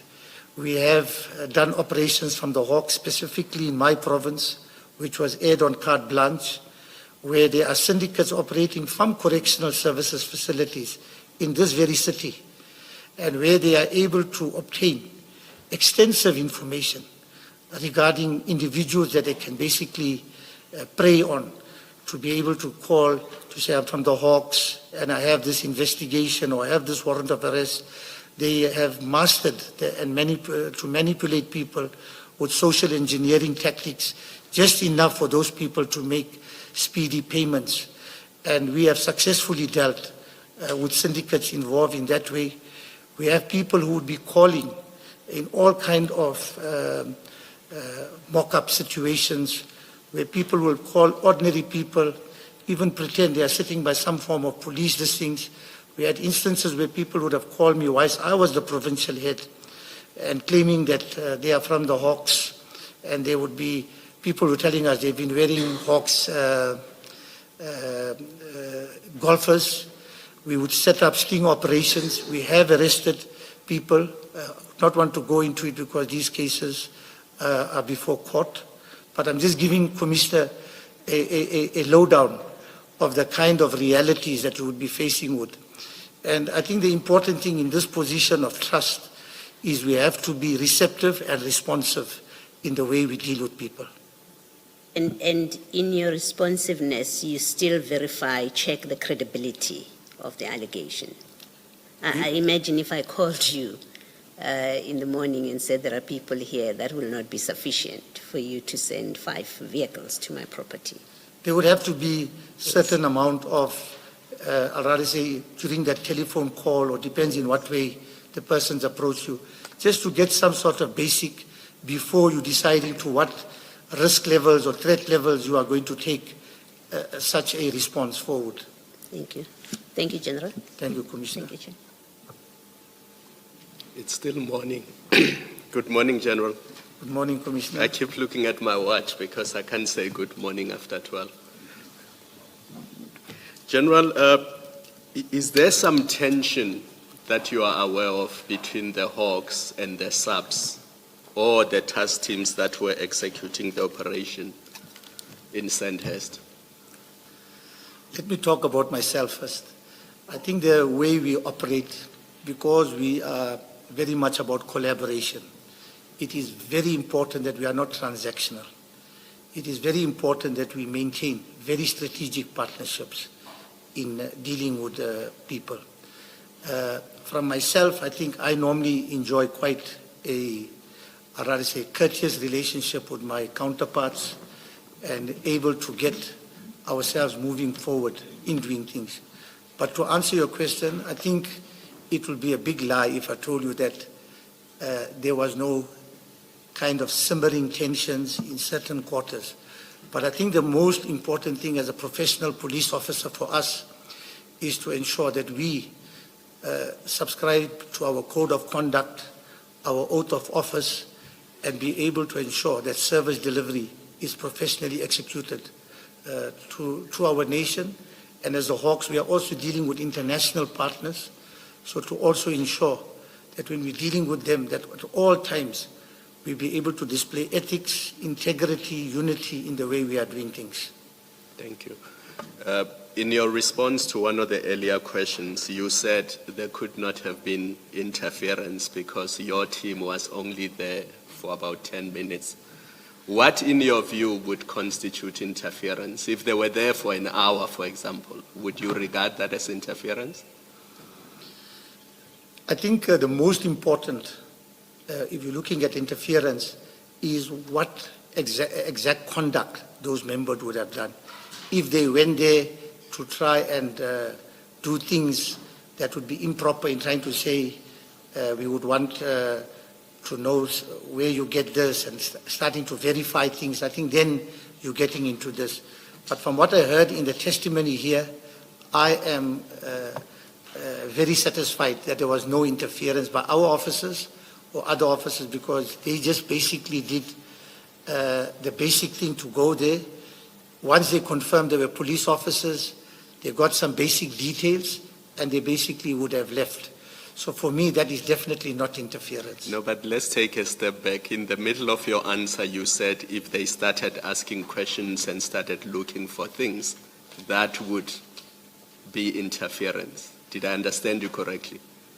Now, if they start, if they started getting into deep stuff, but I mean, if you say, who are you, where are you from, that basically, there is no interference in that. Because so if they said, you've told me that you are executing a J50 or J51, let me see it. Let me satisfy myself that you are in possession of such document. Would that be interference according to you?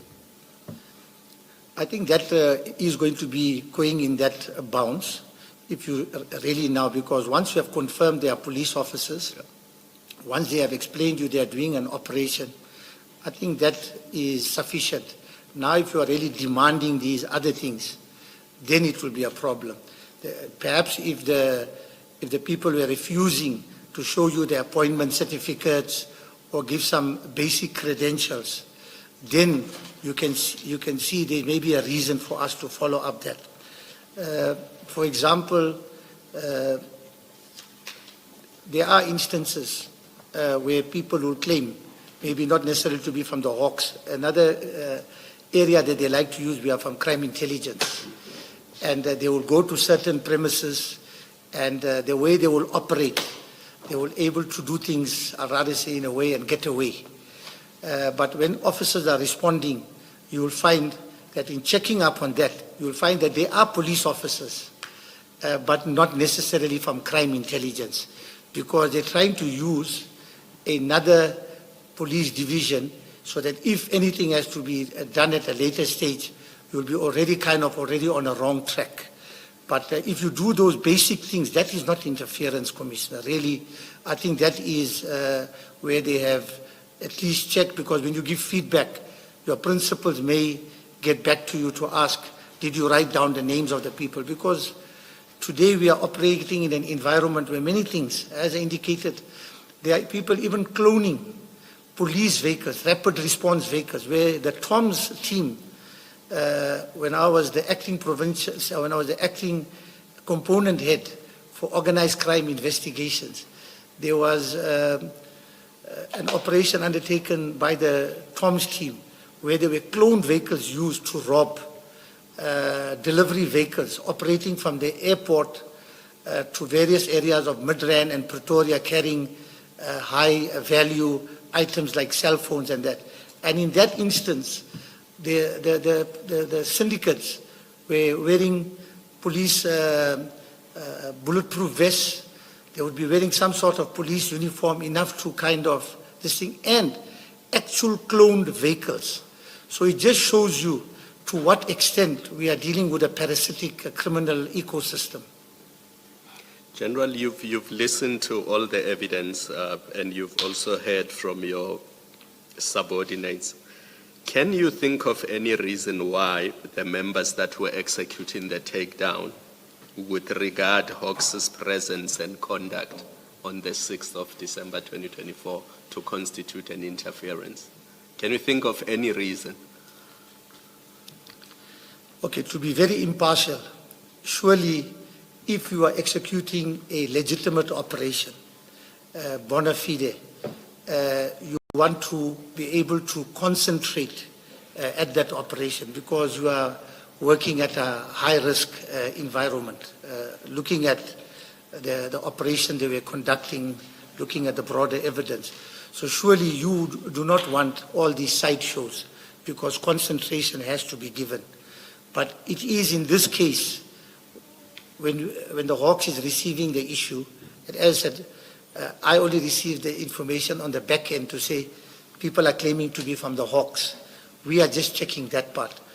There I cannot see any interference. But if we went and did something beyond that, then that will be interference.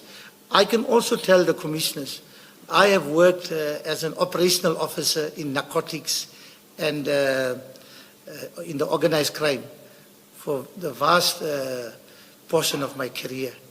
And in many areas we go, we will get the flying squad, we will get the highway patrol, we'll get the local police station, all coming to that scene. They want to see who exactly is there because certain communities in this crime ecosystem we are in, they will call the station commander, the community police forum, and they find ways and means to come and check.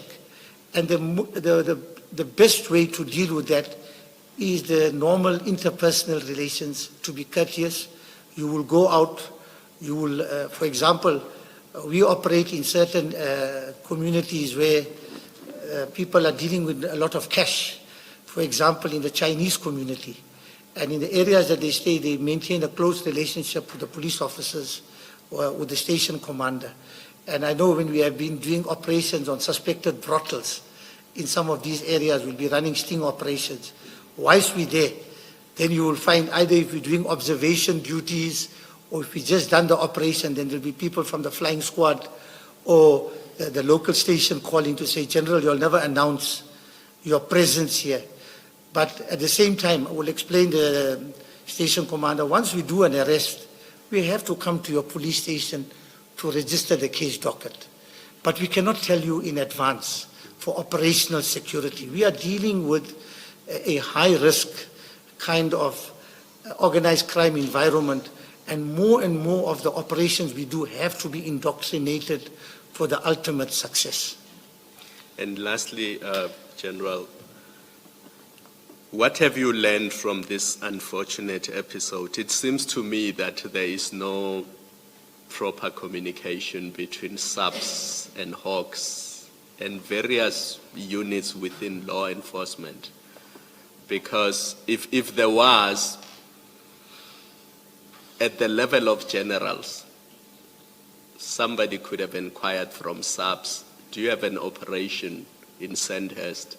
If you do, then I received a call that somebody was impersonating the Hawks. You have assured me that it's your operation. I take your word for it. That's the end of it.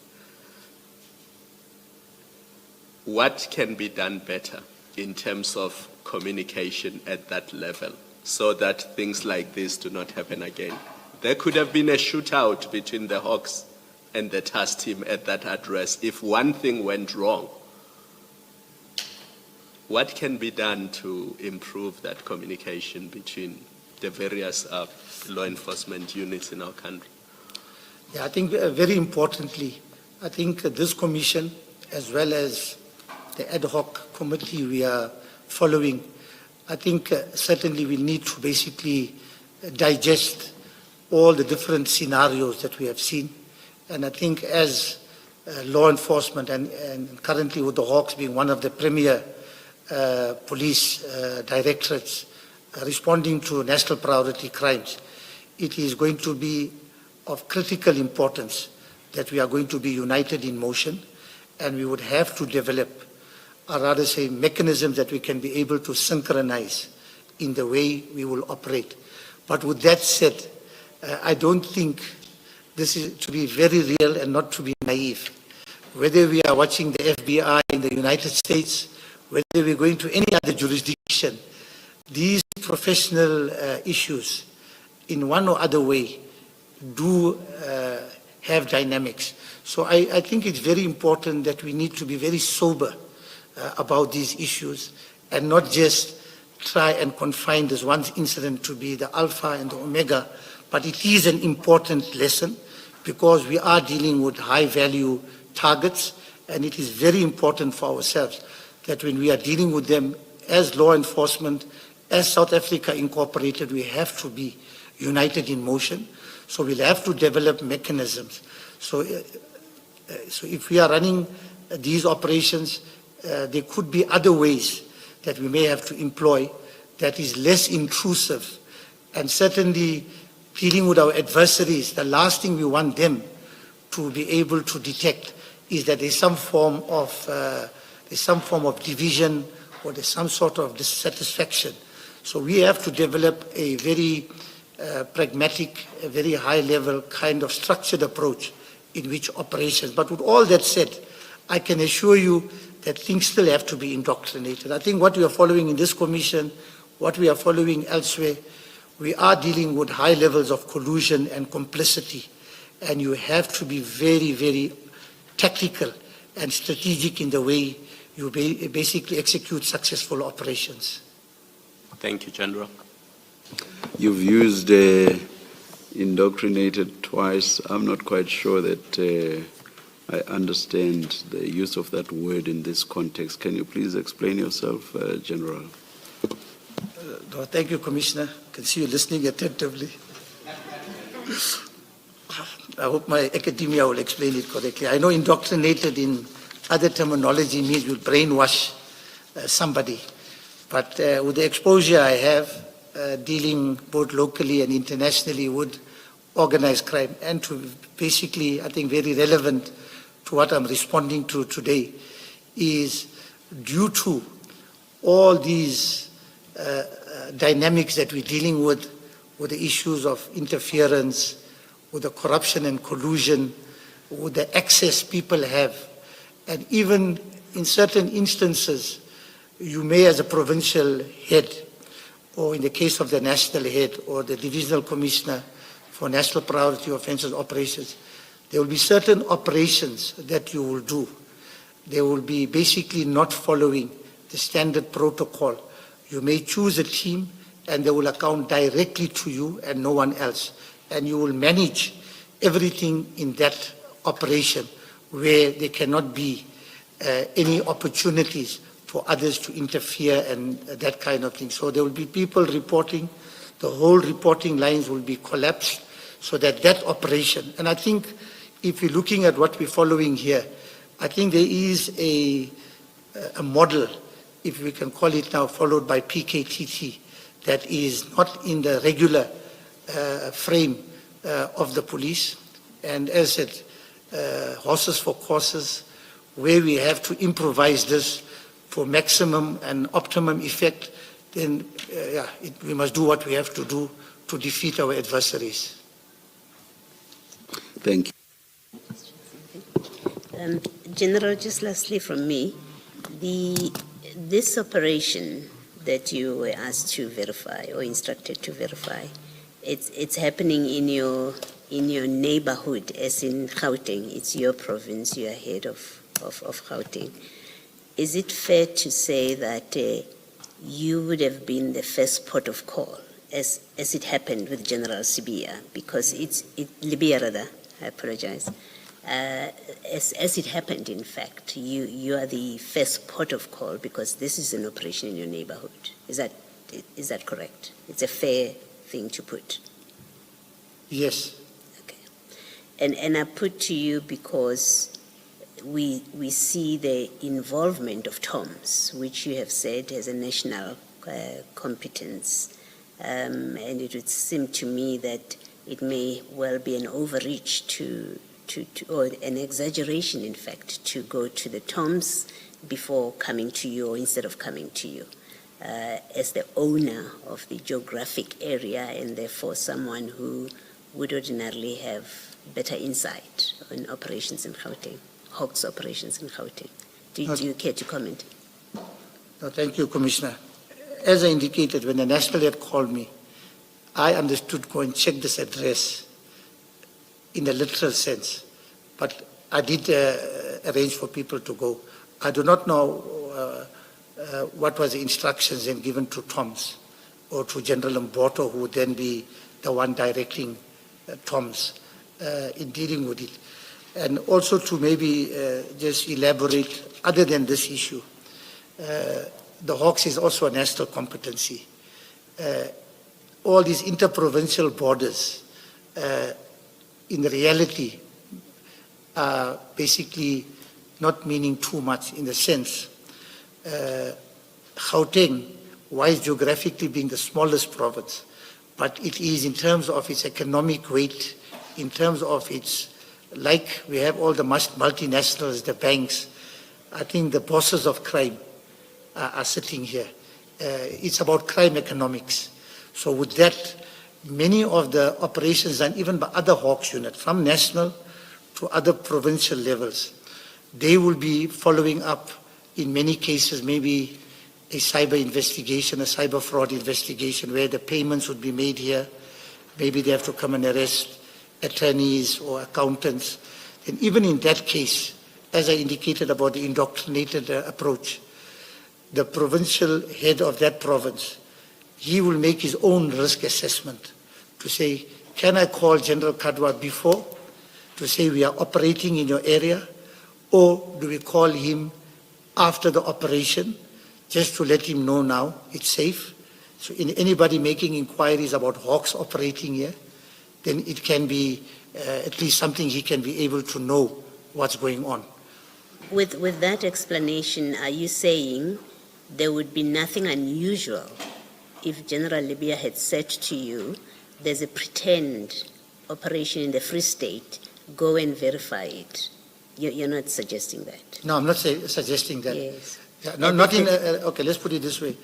This was a very basic exercise. It was just to verify.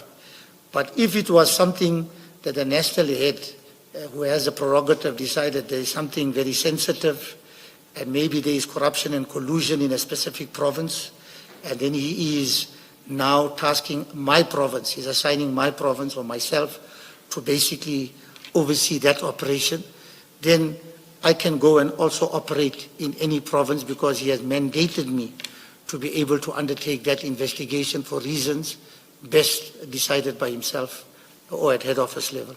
Yes. I want to discuss the specific facts. Okay. The facts where there is an operation in Sandhurst. There's an allegation, apparently, that the people who are conducting this operation have said they are members of the Hawks.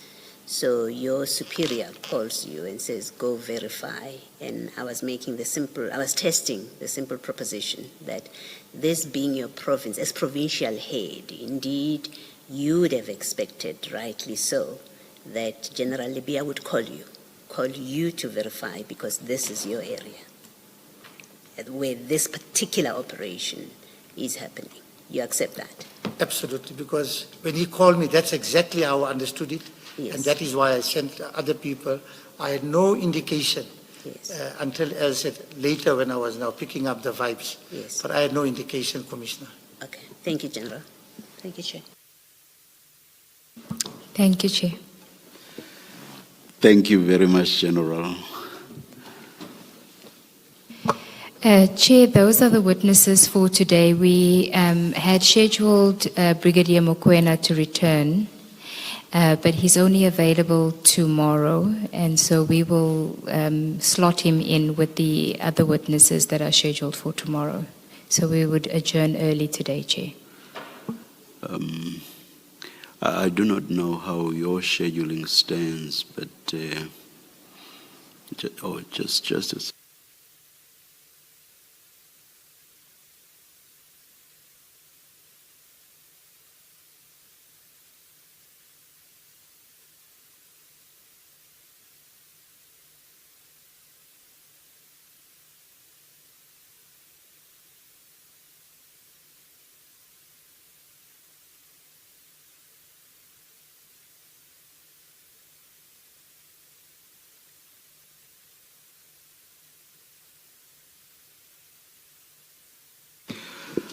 We will discuss the issue of, is it what colonel? I've forgotten the rank now of. Brigadier Mokoena. Brigadier, I'm very sorry to demote him. Brigadier Mokoena. We'll discuss it in chambers, but from where we are sitting, we do not think there's a big rush with that. If it's going to interfere with your scheduling, it can wait until the new year. I think there are more important. I'm not suggesting it's not important because it relates to the question whether there was interference. That's important, but not for the immediate. But we are going to discuss. If you felt that there are time constraints and you were just pushing him in, take it from us that it's the sort of thing that you can easily think about having next year or in the new year. But we will talk about it. Thank you, Chair. More. So let's adjourn until 9:30 tomorrow. Yes, Chair.